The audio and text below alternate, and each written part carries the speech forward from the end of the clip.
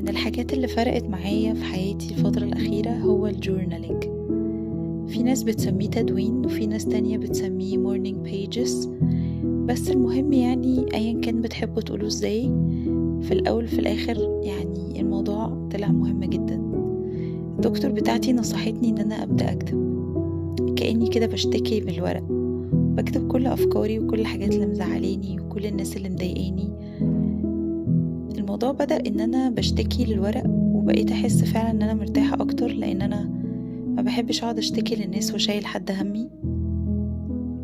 فبدأت اكتب اكتر، والموضوع اتطور من اني مجرد بقول احساسي او المشكلة، لان هو بدأت بعد كده افصص المشكلة واشوف ايه اللي اقدر احله وايه اللي في دايرة سيطرتي فاقدر اغيره، او اشوف انا بغلط في ايه.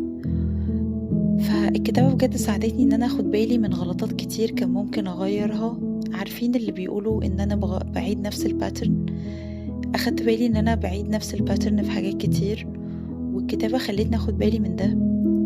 والموضوع فعلا بدأ يتطور من اني بكتب المشكلة لاني بدأت اكتب المشكلة واشوف انا ممكن احلها ازاي. بعد كده بدأت اكتب انا نفسي اشتري ايه، نفسي اظبط ايه في حياتي، ايه الحاجات اللي انا شايفة ان انا ممكن اعملها احسن من كده، وهكذا.